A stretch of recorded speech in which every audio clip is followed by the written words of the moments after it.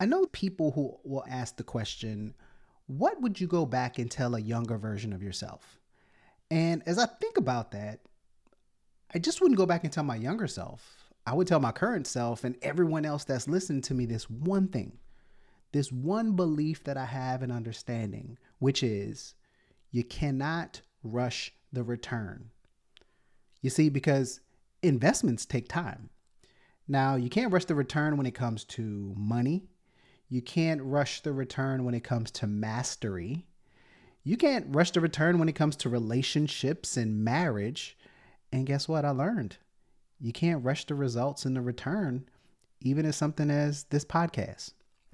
And if no one's told you lately, the time that you're putting into that thing that you're working on, just know it's not wasted. This episode actually, for me, marks this quiet little milestone.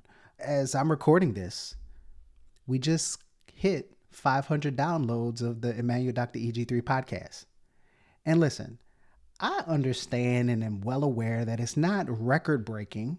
It's not like I'm sitting here with a gold mic in front of me with a million subscriber plaque behind me yet. But 500? That is 500 intentional clicks that someone that I'm ultimately grateful for chose to press play. That it's 500 moments that someone trusted and wanted to listen to my voice. Now, that's not nothing. That's investment. And that's what I want to talk about today. Because whatever you're building, whatever you're growing, whatever you're loving, it's going to take some time. And the return, it rarely will show up on your timeline. I think about when I started this show, I didn't know how it would land with anybody. I just believed that I had something to say, believed something to offer, something to pour out into the world. And some days I hit record and I think, wow, man, whew, that was fire, man. This is going to blaze the interwebs. And there's other days I hit stop and wonder, dang, did that even make any sense? Maybe I should go back and re-record or, re-edit. But either way, I show up. And showing up over time is what creates that rhythm, that creates that value. And hopefully for me, showing up is what creates the trust.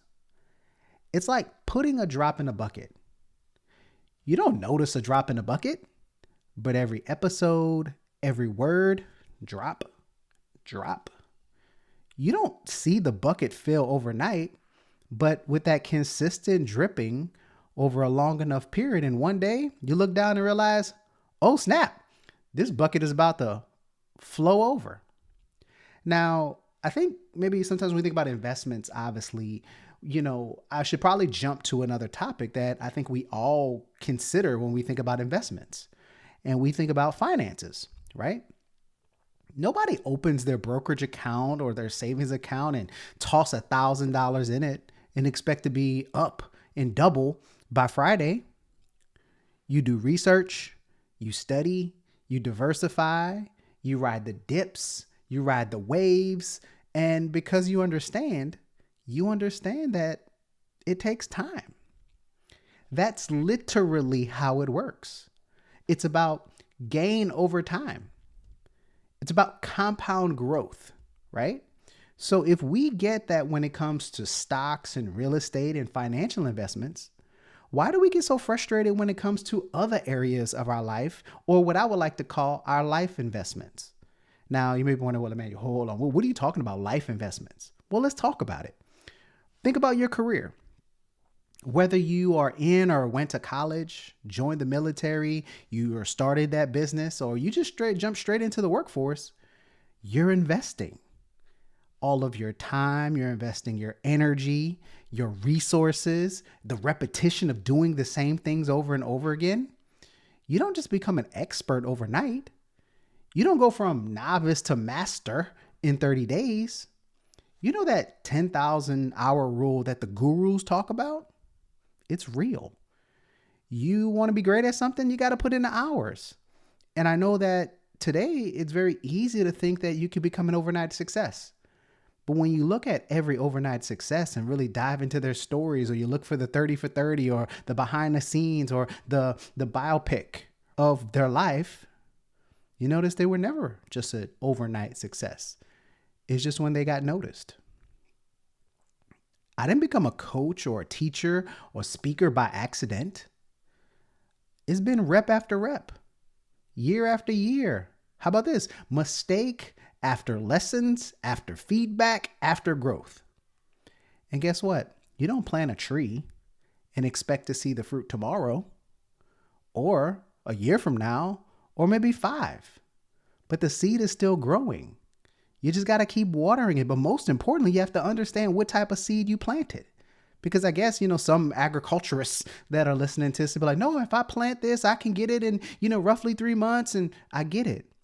But some things don't bear fruit for several months to years after being planted. And if I could just switch topics one more time, I think about relationships, right? And if we take a closer look at it, those take time as well. I've been married now going on 18 years. And I can tell you right now, I'm still learning my wife. She's not the same woman that I married back in like my youngest daughter says, back in the olden days. My wife is wiser. She's deeper, more powerful, more layered. And because she evolves, I have to keep investing. I have to keep learning. I have to keep listening. And to use something that I think about, I have to keep tinkering on a day-to-day basis on how I should engage and how she may respond and what she's going through and how she's responding to the challenges that are in her life. Because I can tell you, love isn't a one-time down payment. It's daily deposits. Even when you don't necessarily want to put in a deposit. And you don't get immediate interests from those deposits. And that's okay. But I can tell you, when you invest with care, when you invest with curiosity, when you invest with consistency, I can tell you the return is a love that matures and not just survives. Becomes a love that deepens. And just so that my wife can know, even when it's not peaches and cream, it just will continue to last. Now, I would be remiss if I'm going to talk about relationships and not talk about the investment relationship that I think is wildly important to me.